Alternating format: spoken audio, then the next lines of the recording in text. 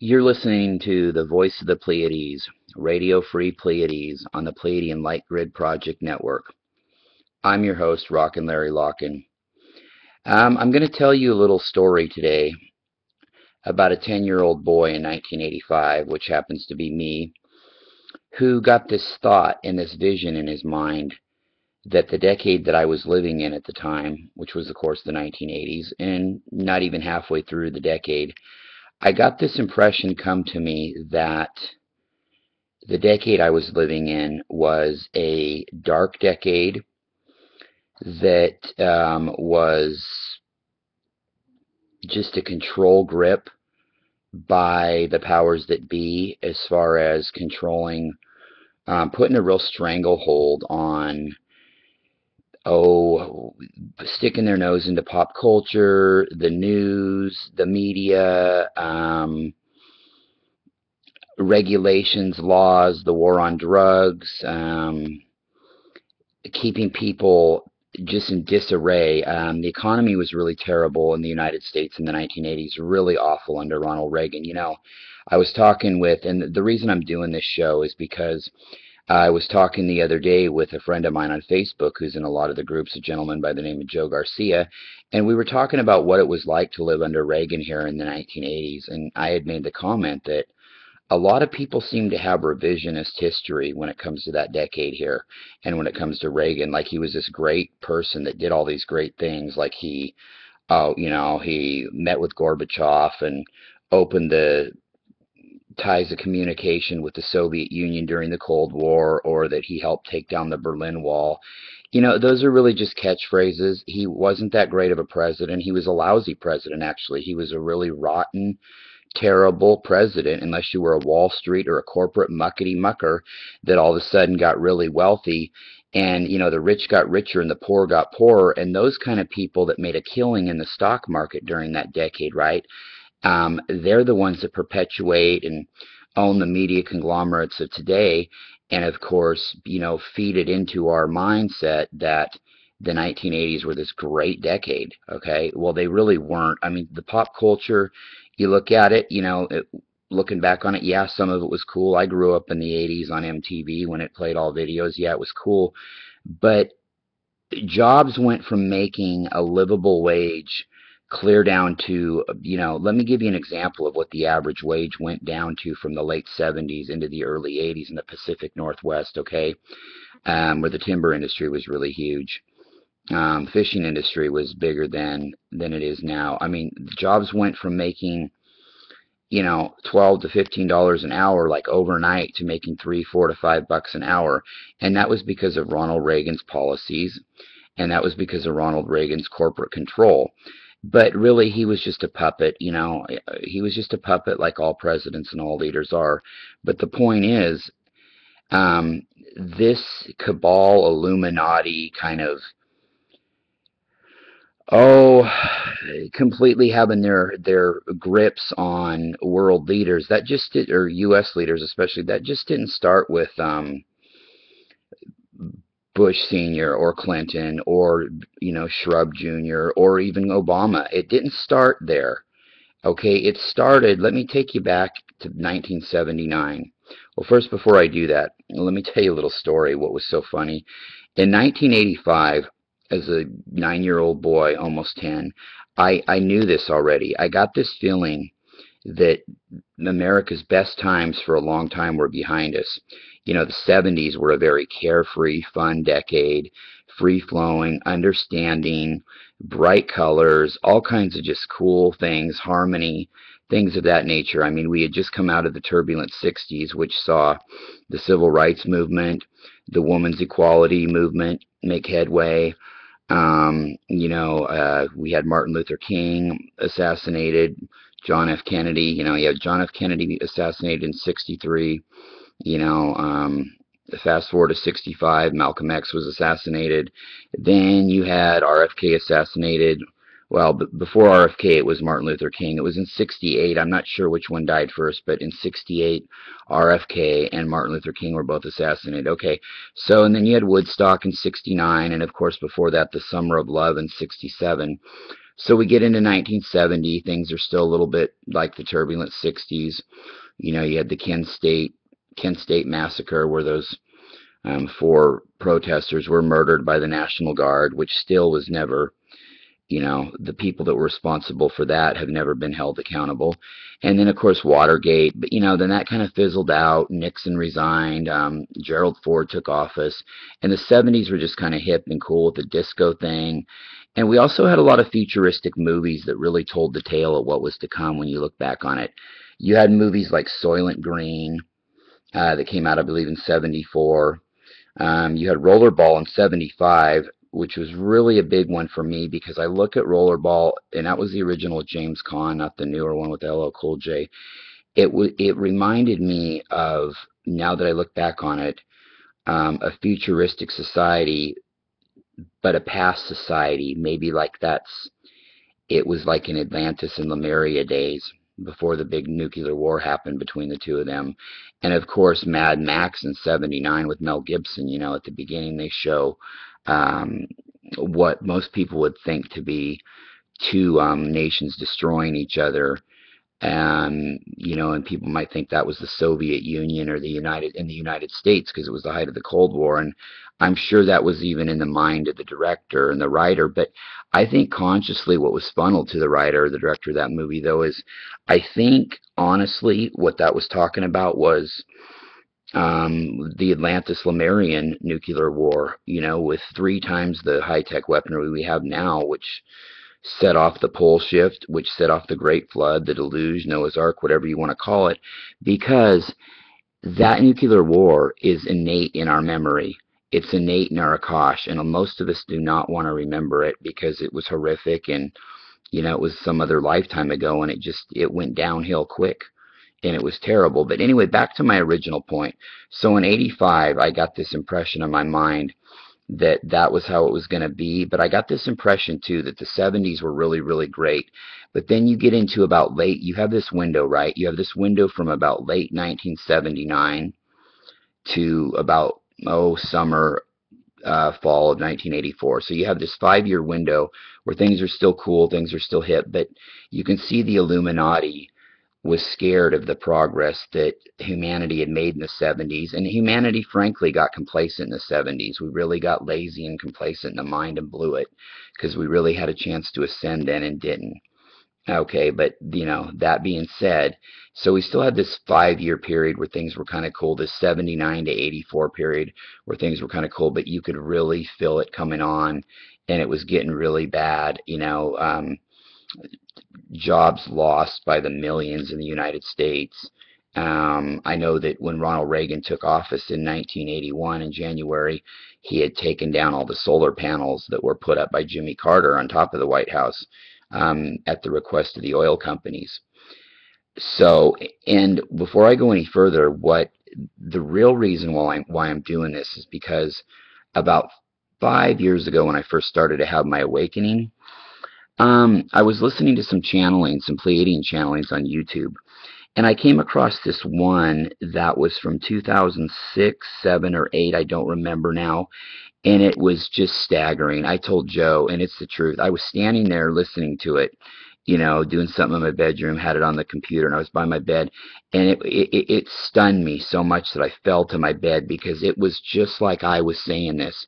And I had never heard anybody put it like that before, and I'd rarely ever mentioned my theory on this before that I'd had since I was 9 years old, that the cabal, after, you know, at the end of the 70s, they realized how much progress humanity was making, so they really put a mass deception campaign in order to put a stranglehold on pop culture, media, news, you know, music. I mean, that goes along with pop culture, but all the entertainment, they really got their noses in, and they made sure that all the fashion that came out was completely anti-70s type of fashion.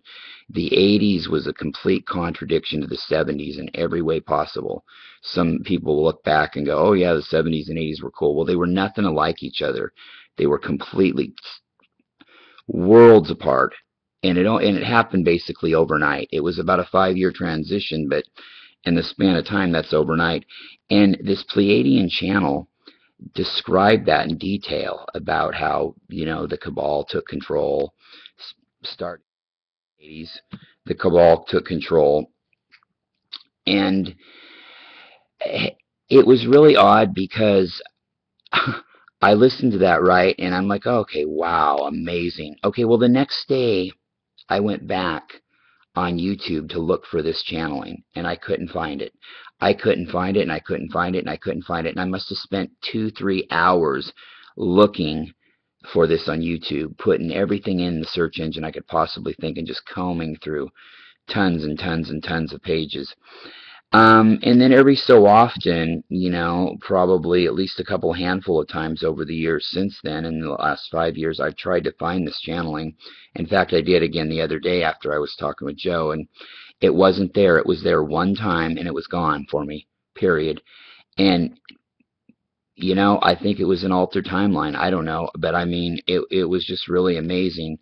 And so let me take you back again to set the scene from 1979. Okay, so you had Gerald Ford, who he never won the election. He became president in '74 when Nixon resigned. He lost the election to Carter in '76, barely beat Reagan in the primaries, Republican primary. So Jimmy Carter comes in. Things are trucking along good. 76, 78, 76, 77, 78. We're just kind of chilling in the 70s. You had, Star Wars, Close Encounters of the Third Kind, 75, of course, yours truly incarnated into Earth at that time from the Pleiades. Billy Meyer had his first contact in January of 75, which was about 8 months before I was born. That's peculiar. And so we had the oil embargo in the late 70s and long gas lines, so, we could see this stuff coming on. And then, of course, in 1979, and keep in mind George H.W. Bush was director of the CIA at the time, or had been, and he was actually thinking about making a presidential run too. But Ronald Reagan ended up getting the nomination in 1980. But in 1979, we had a group of people from America that were taken hostage when the Iranian embassy was stormed in '79 after the new leadership took over there. The new leadership that we propped up, that took out the old leadership that, of course, we propped up. That's kind of how, we do things. The United States does things, is we, if you don't have a dictator, we'll prop one up for you. If you don't have any rebels, we'll prop some up for you just to keep the war machine and the moneymaker going. But so anyway, they're taken hostage. They're kept hostage for, well, clear from about the middle part of 1979 till January of 1981.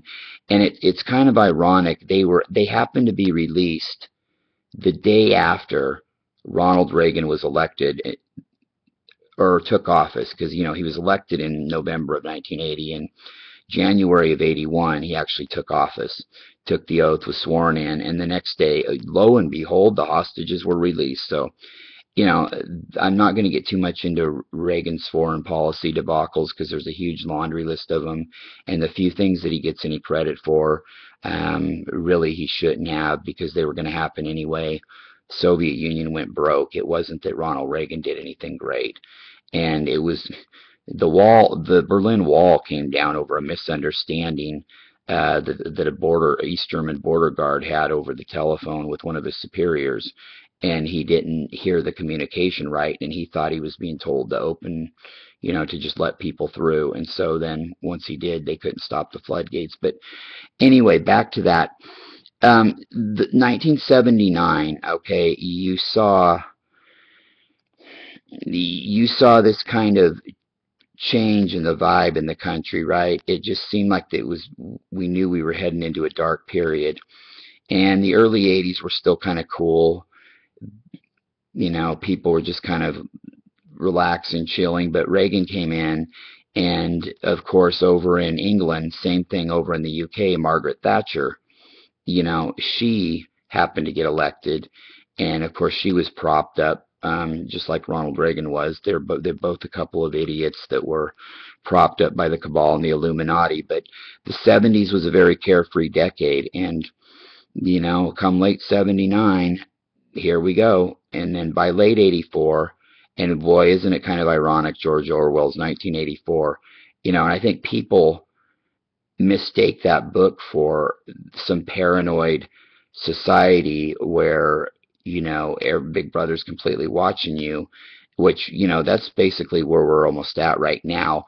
But they figured that it was coming in 1984, and then people were like, oh, what a joke, that ridiculed it in 1984, because it really wasn't so much the case out in the open to where we had cameras everywhere on every street corner like we do now. But really what he was talking about was the beginning of that kind of a corporate controlled fascist mind manipulated controlled society in the Western countries. And it sure came to fruition by about late 84. It was all said and done. Ronald Reagan had his anti-drug policy in place, the Just Say No campaign. And it's really funny because the 70s was such a great decade, and because of a few things towards the end of the decade, the oil embargo and the hostages, people have short-term memories that they re-elected another Richard Nixon, only more dangerous, in Ronald Reagan. And like I said, the only people that got wealthy out of the 80s were people that were bankers, people that were Wall Street investors, maybe doctors and lawyers that worked at, lawyers that worked at firms, big corporate firms. And the point being is that we have this revisionist history about the 80s like it was some great decade, but in the United States it wasn't. It was awful. And I've heard from people in the UK, same thing under Margaret Thatcher.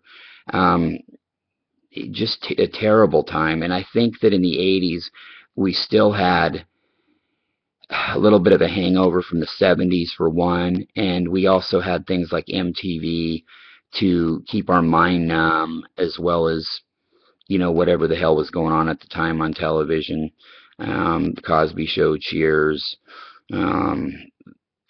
sports, things like that. People just kind of immersed themselves in that kind of thing, whatever it is that whatever sort of thing like that they were into. They really got into the television. It was the advent of, cable TV was really starting to make inroads, the cable channels, CNN, C-SPAN, the USA Network, TBS in the United States, things like that. All these non-network cable channels were, MTV, of course, ESPN, Nickelodeon, really starting to make inroads on the cable systems. So that was new, and there was that to keep people distracted. And meanwhile, on came the division between the poor and the rich. The middle class was just being eaten away. And basically, it was a done deal by the end of the 80s that most of the middle class of America was gone, or at least down to lower middle class, because of Reaganomics. Prices go up, wages go down. That's Reaganomics. So, but yet, you got all this revisionist history, okay, because the people that made big bank in the 80s that really went from, okay, a pretty good living to, oh my God, astronomical bank accounts because of the investments they'd made, right? Those kind of people are today's conglomerate owners and, corporate CEOs and people that own these corporations right now. They plant it in people's mind that it was such a great decade, and they get people focused on what kept them distracted back then, which was people that lived it back then. MTV, the new cable channels, ESPN, 24-hour sports, and you had 24-hour music with MTV, and people, that's all they kind of remember about the 80s. A lot of the people that lived it, they just remember how cool it seemed then, and the big hair and all that. And then people that didn't live it or were too little to remember much about it, they have been fed revisionist history. So they think, oh, cool, retro 80s. Boy, it would have been real cool to live in the 80s. No, it wasn't at all. It was terrible. It was a very, very sobering decade for America. after we got out of our haze from the 70s. We dropped the ball in the 70s. We had a chance to really bring it home, but we just kind of we got complacent. So, Reagan became president. George H.W. Bush, who, of course, is the father of Jeb Bush, and of course, our previous president select, George Shrub Bush. He was the head of the CIA, and then he became Reagan's vice president after he decided not to seek the White House in 1980 himself. So you had these deep, strong military-industrial complex CIA ties, and of course we all know the Bush family ties from before that, clear back to, you know, um, relatives that were involved in the Nazi Party and whatnot during the 1940s and 30s in Germany. Um, so they basically went through and for instance, in the Pacific Northwest, timber was really a huge deal then. So they created this phony spotted owl endangerment thing, which of course was done too by the Sierra Club and criminal lawyer type elements of Greenpeace and things like that. That all these special interest groups, they just wanted to shut down any logging, even getting rid of old growth timber, and they made it sound like, they played into that too, that, oh, we can't cut any more trees down because it's going to ruin the environment. And yet that's not even what we were doing out here. It was mostly trimming old growth, and also people that would cut down a tree, they would plant 2 trees for every one they cut down, but all because of this spotted owl was endangered here. Okay, so, and then that took away all the timber industry jobs here, and those wages were gone. People were working for minimum wage with no benefits, sometimes not even 40 hours a week, like of course now. But it was really drastic because it was like overnight that happened here. And then you had other parts of the country where the same kind of thing. Car manufacturing plants were leaving in mass out of some of the big areas like Motown and Detroit, and some of the bigger cities like Chicago, in the South, Houston, Dallas. They were just leaving at mass, and all these people were all of a sudden unemployed. And the only jobs out there were, basically making minimum wage, which was $3.35 an hour all the way through into the early 90s, I do believe. And you got to understand, I mean, these people were going from making 12, 15 to 20 bucks an hour at that time then to in 3 weeks paid vacation off a year, full benefits, to none of that. Okay, and that's the reality of how it was here. Um, in California, you saw a ton of resources in the early 80s cut for, people that were mentally ill, and, people that needed assistance with power and energy and things like that. You've seen that completely cut out with Reaganomics. And so you had the advent of, this big, huge ass homeless problem all of a sudden overnight, right? And then, of course, the AIDS scare. I can remember watching the news every single night in the early 80s and mid 80s with my folks or grandparents, and it was either this. This was the only thing that you were going to hear on the CBS Evening News then, from probably 82 clear through the mid to late 80s. All you would hear, it would either be this: the new epidemic in the homosexual community, AIDS, the big killer. AIDS is a homosexual disease. Or you'd hear, they would talk about the fighting in Northern Ireland between the Protestants and Catholics, which the ironic thing is even at the most violent over there that thing was, it was still nothing like what was going on in our inner cities, the war zone, but they'll never let you know that on TV and radio. Then in 1985, late 84, a little substance was introduced by the CIA called crack cocaine, which was a base form of cocaine, but it wasn't like rock cocaine that people had smoked previously. It was a really cheap version of it that was, cooked down, and it was really addicting. I mean, cocaine's addicting, but crack cocaine is the kind of drug where, they'd say, well, don't try it one time or two, you'll get hooked, which is usually bullshit with most drugs, but it wasn't with crack. I mean, once, twice, you were hooked, and there was no cure, there was no withdrawal from that kind of a thing. And so it was introduced into the inner cities, introduced into African American neighborhoods by the CIA. That was a Reagan Bush cabal thing. And, here you had this epidemic, which, and then, of course, from that, all the street gangs that really became more and more prevalent, more and more members, more lure to join a street gang for people in that community because there was no jobs, the future had just been decimated, and these gangbangers were getting richer and richer, the ones that were running the gangs, from selling crack and, whatever else that they could do, which, the guns trade, everything like that. The CIA flooded these areas.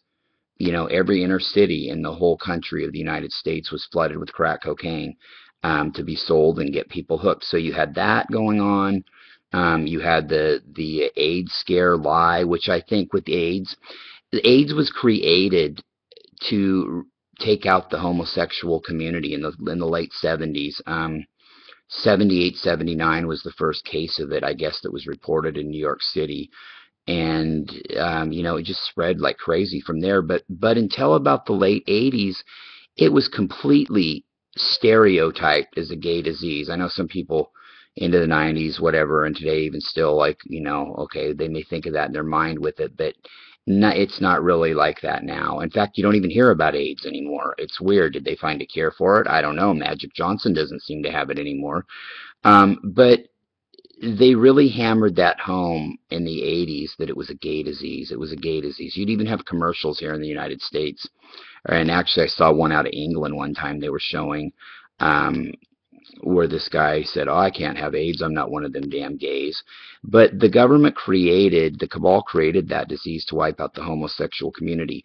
And what they didn't figure on is, I don't think that they figured that it was also, or they didn't give a shit if it spread to the heterosexual community. If that was just a byproduct of it, they really didn't care.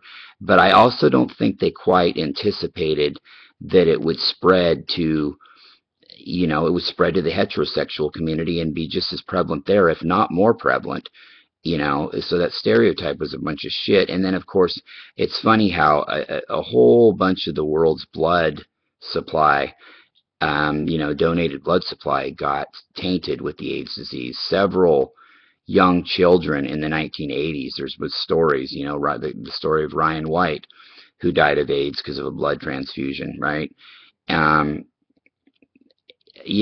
All this blood in the Western countries was all of a sudden tainted in the mid-'80s with AIDS, with the HIV virus, which in those days, man, you got HIV, it wasn't long before you had full-blown AIDS. They didn't have the medication to stave it off. You were done. You were finished.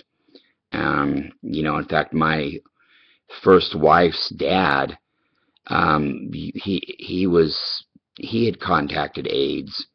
One of the first people to get AIDS in Portland, Oregon. I mean, this was like in 1980 he contracted AIDS.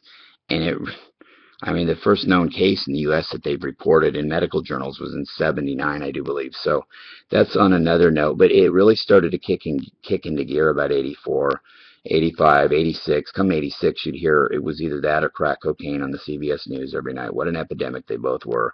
Yada, yada, yada, yada. People were under such a frequency mind control, too. And I knew it was bullshit. I knew it was stupid. And I knew it was probably the government behind it. And I was a little kid, and it probably comes from my Pleiadian mind that I didn't realize I had at the time. But I would see all these adults around me, too, that just, oh, well, that's terrible. Oh, this and that, and, how great Ronald Reagan was. And so between the anti-drug campaign and the flooding of the inner cities with drugs to boot, so see, playing both sides there, you're making money off incarcerating people and keeping a slavery system going.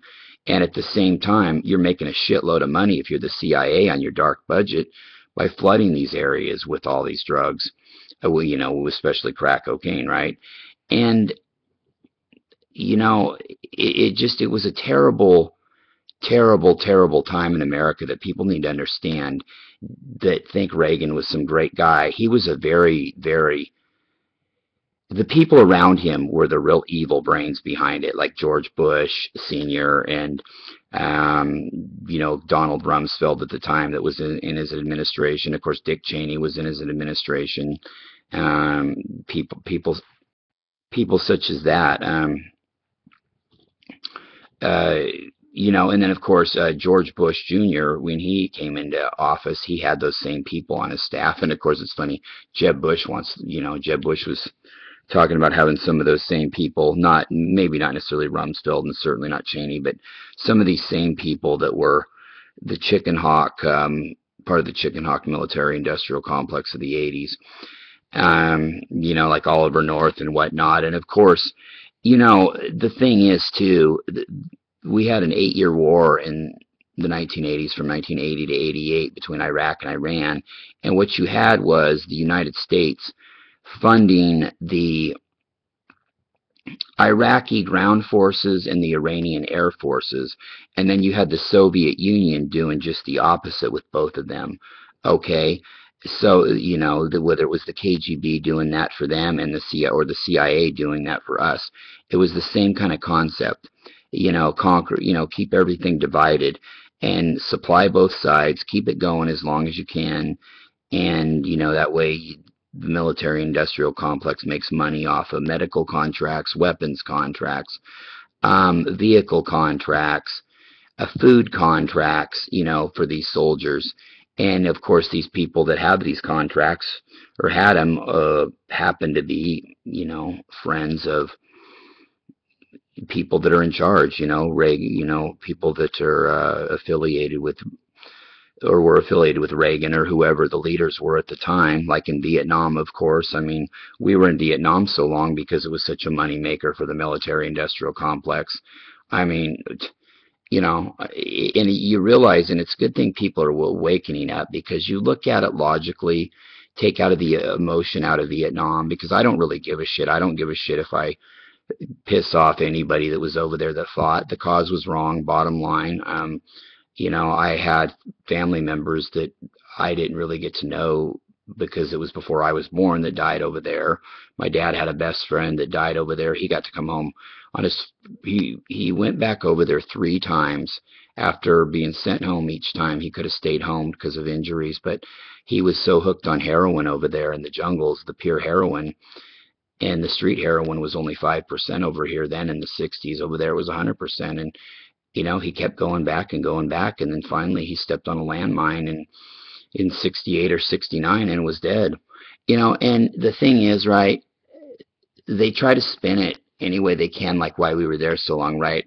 They'll try to spin it like in these wars, like, well, we're having trouble making progress because the people there, the insurgents there, the people that were fighting there, they know their homeland better than we do. They know the little nooks and crannies of it and where to hide, and it's hard to fight them on that kind of soil.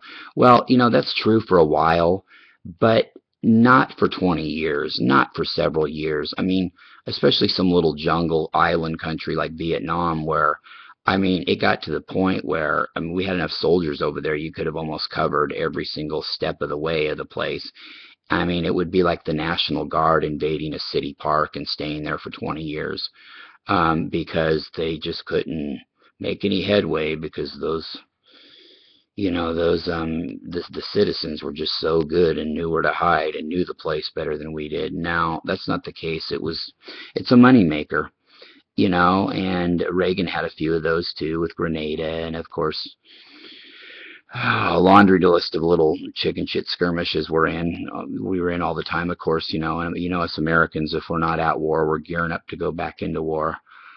So, that, and on the home front, really, that was really when American citizens were declared war on. Late 1979 was the declaration of war on citizens of the United States by the cabal, by military-industrial complex criminals. Ronald Reagan was not a very bright man.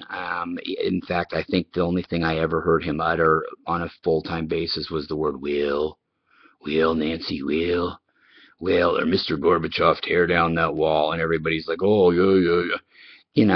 I mean, it was just sickening, really sickening. So don't believe the hype. He was a terrible, terrible shill with terrible people around him.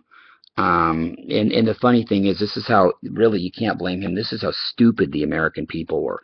They elected this idiot once, right, and the economy went to shit. And then in 1984, they reelected him again, and the guy already had Alzheimer's disease.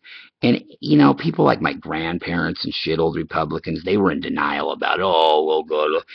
They knew it, but it's so funny how people like that, they held on to that old guard, that old way of thinking, that frequency mind control way of thinking, and yet we're so judgmental against people that of any difference, people of any different ethnic group, religion, racial group, people that were maybe a little more flamboyant with the way they dress, different styles, so judgmental, but yet so blind-eyed to getting completely screwed over and ramrodded by these idiots at the military-industrial complex.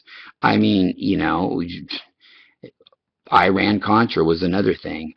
Oliver North, guilty as hell. Reagan was completely involved in it and complicit with it.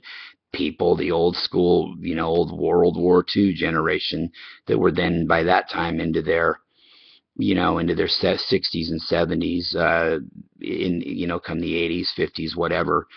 They were so pro GOP, so pro Reagan that they were so blind to it that they knew it, but yet something in them didn't want to have to face that reality of it. They were still hanging on to that illusion, that America that never was, actually.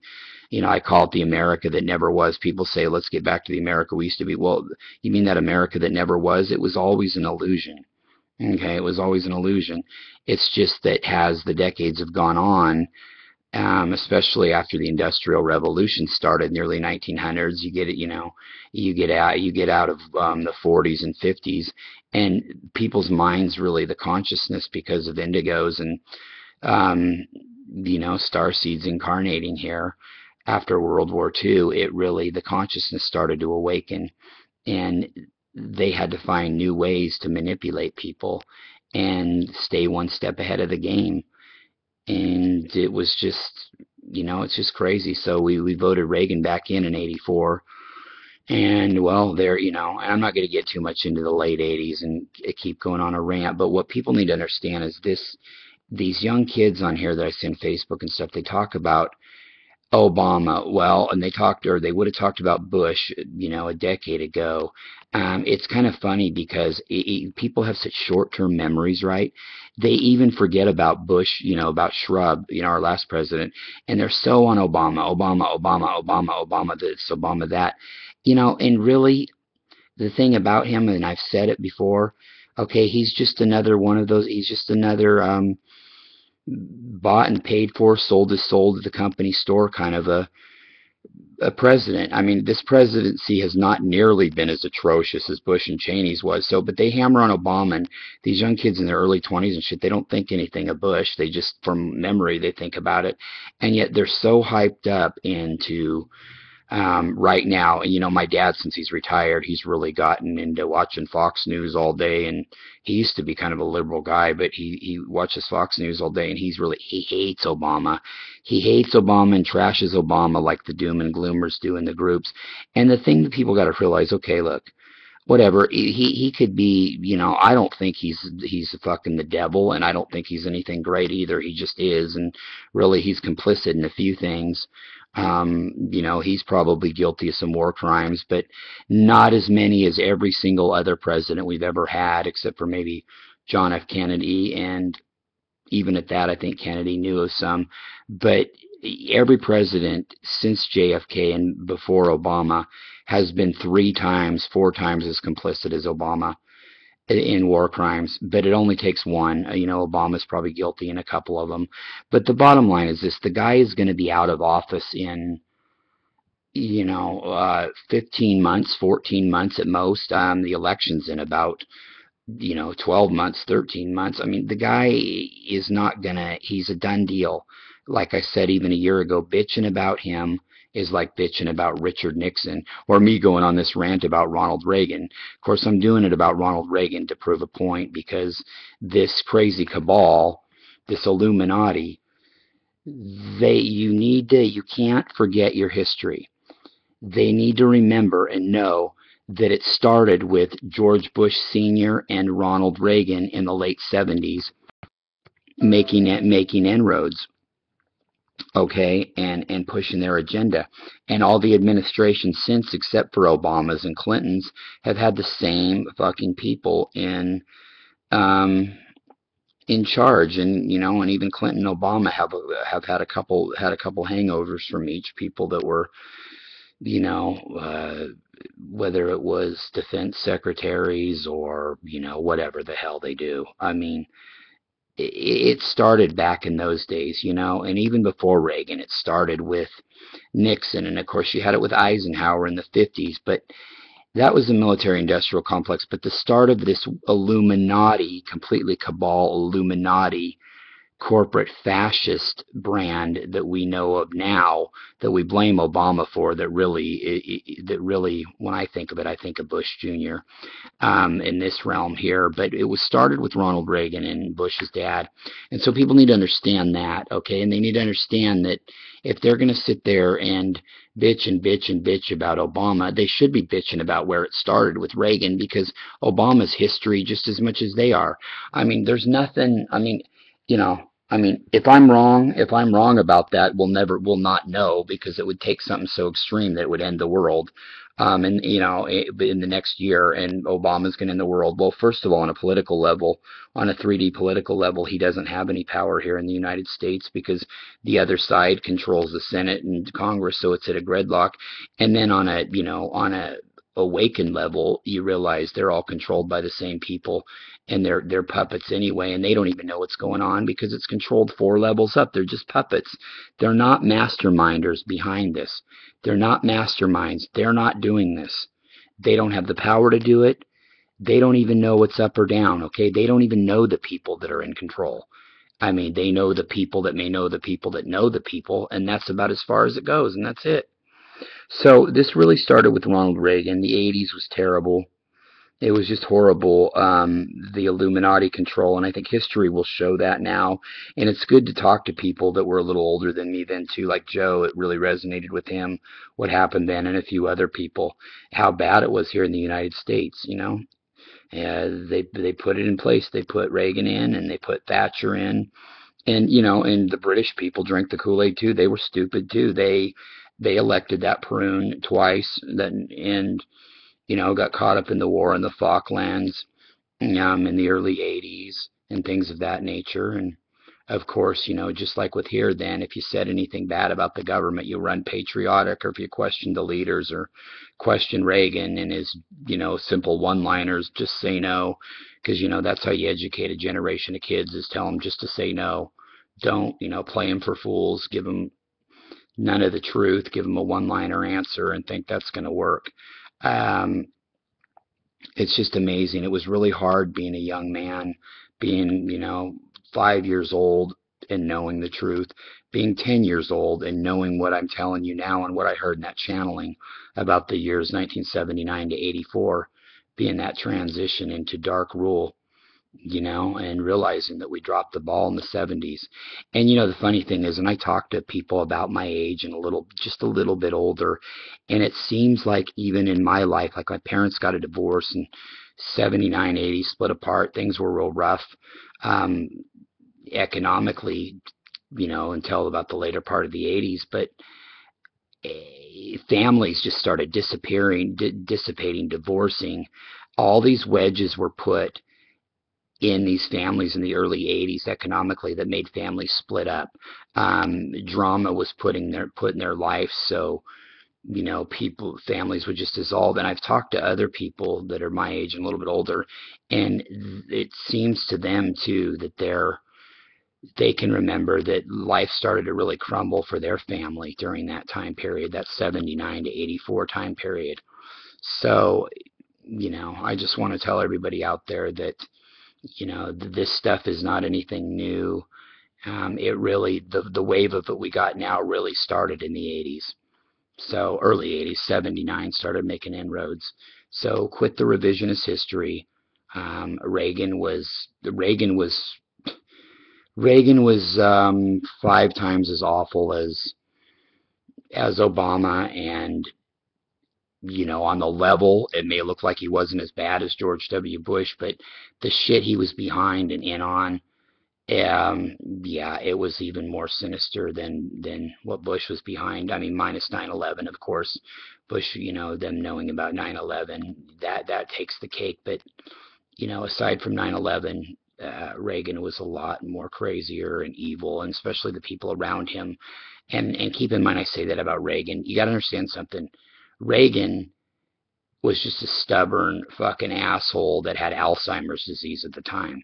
But the people he had around him were the same kind of ilk that Hitler had around him when Hitler was just, a confused, drugged out fucking madman. But he had all these smart, fucking nasty, sinister idiots around him like Hermann Goering and Hess and, Goebbels and people of that nature, right? Well, the same kind of bloodline, that's the same kind of people that Reagan had around him, right? Reagan was just a babbling fool. That's it.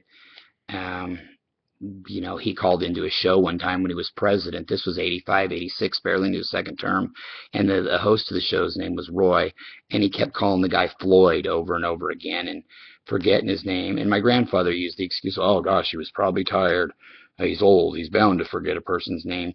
But that's the mentality. So, yeah, thinking, okay, but that guy should be president of the United States. I mean, basically, and it was the same kind of thing when George W. Bush was in office. Okay, when people drink the Kool-Aid after 9/11, which by the way I knew on the day it happened, it was bullshit, and all these idiots were boo-hoo-hoo, and we've been attacked by 19 guys from a taco stand in fucking wherever, which would, if that were the reality, that'd be even more freakier than what happened, because I can't imagine that if our nation's security is that inept to where the people up at the top really just let that happen. I don't think so. Come on. But the point being is that people drank the Kool-Aid with Reagan all the way through, just like they did with George W. Bush until about the last couple of years of his presidency, where don't question him. Oh, it's patriotism. Oh, it's just, what a great guy. What a great president. Oh, look at this. He's cutting taxes for the wealthy. Some of that taxes will cut down to the poor that have lost all their jobs. For some reason, there was a really strong frequency mind control over people during the Reagan and both Bush Jr. Terms in the 80s and in the 2000s, kind of paralleled it, done it. It's like every 20 years, every other decade theory. It's like we're on a time loop. Okay, the 1920s were real turbulent, 30s kind of chill, 40s really just crazy turbulent with war, 50s kind of cool, hip, so, if you were a white person, of course, in America, a white male. 60s really turbulent, 70s were really mellow. The 80s were really fucking sick and nuts and terrible. The 90s were kind of a hangover chill decade, cool. The 2000s were terrible. They were like the 80s on steroids. But we were so burnt out at the time that it didn't really have the impact on people like the 80s did negatively. And then this decade is kind of like a 90s, 70s, 50s type of decade.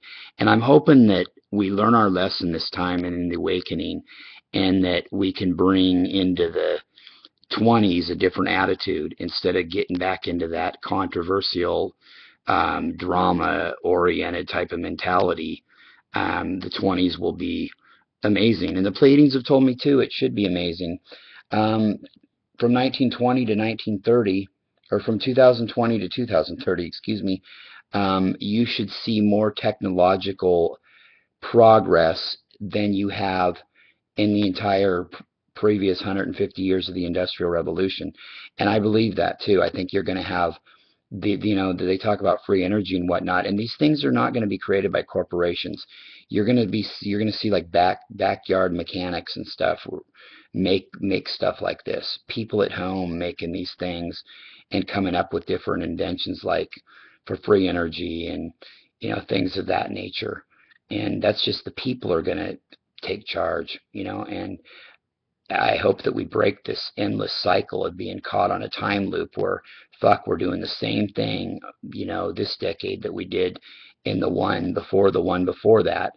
It's just that the characters change a little bit, but, it's like a constant time loop. And so hopefully we break these parallel realities that we've lived in this time loop. And I think we are, and I think that'll be the difference in the 2020s. Well, I've rambled on enough. I wanted to say much love to everybody out there. Namaste to all my star family on Facebook. You can find me at Pleiadian Express Productions on YouTube, Pleiadian Light Grid Project.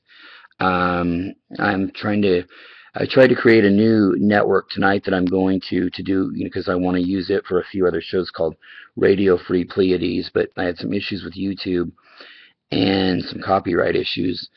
So, and I also wanted to wish everybody in the Fringe Thinkers, Pleiadians, all the regional Pleiadian groups a shout out. Leah Shapiro, Victoria Pleiadian, Lionel Anderson.